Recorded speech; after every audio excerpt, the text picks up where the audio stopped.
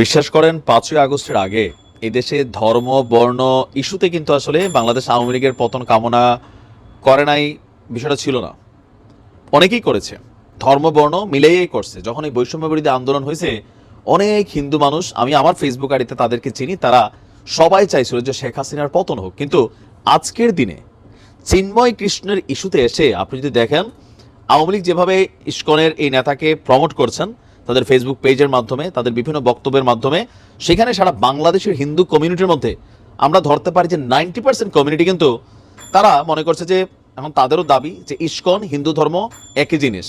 But আমি যতদূর জানি বা বিভিন্ন জায়গায় বক্তব্য থেকে আমরা যতটুকু বুঝছি, বিভিন্ন হিন্দু পণ্ডিতের বক্তব্য যে ইস্কন হচ্ছে একটা পার্ট, হিন্দু ধর্মেরই একটা আলাদা নতুন একটা পার্ট। বাট তারা শ্রীরামকে মানেন, শ্রীকৃষ্ণকে মানেন, এরকম নানান কিছু আছে। তো যাই হোক, এখন এই সিচুয়েশন আইসা একটা অ্যাডভান্টেজ পেয়ে যাচ্ছে আওয়ামী লীগ।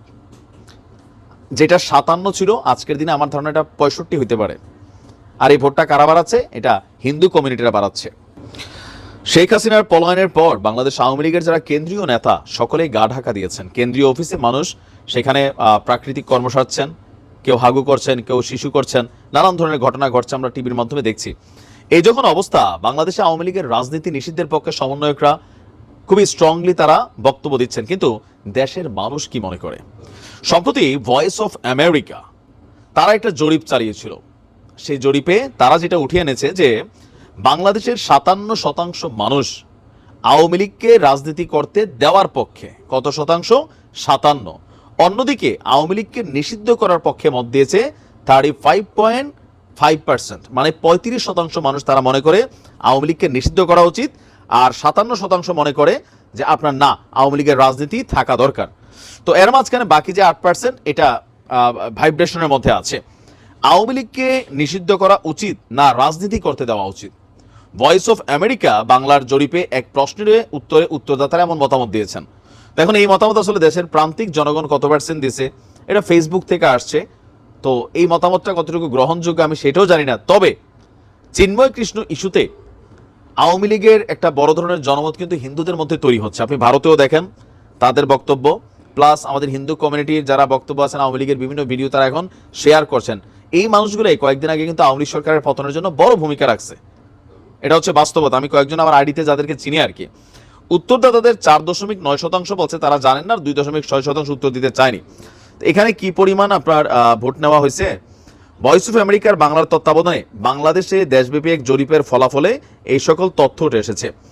তো এখানে যারা দিয়েছে 18 থেকে 34 তরুণ উত্তরদাতারা, 18 থেকে 34 বছর বয়সী যারা, তারা আওয়ামী লীগকে নিষিদ্ধের পক্ষে বেশি মত দিয়েছে। মানে এই শ্রেণীটাই এখন কোথাও না কোথাও বৈষম্য বিরোধী আন্দোলন বা বিভিন্ন জায়গায় কানেক্টেড। অন্যদিকে 35 বছর বা তার চেয়ে বেশি বয়সী উত্তরদাতাদের 30.8% আপনার আওয়ামী লীগ নিষিদ্ধের পক্ষে।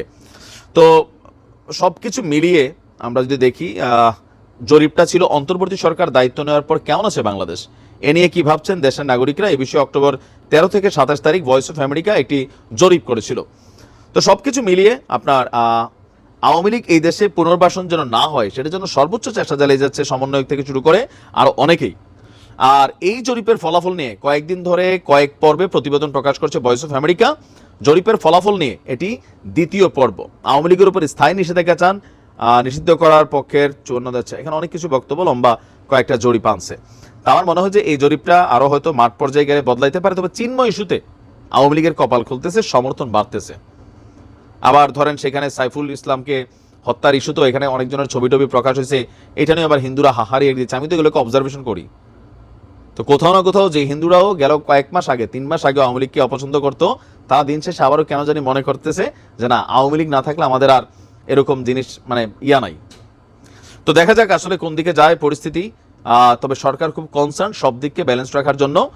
আর এই তো দেখা যাক কি হয়।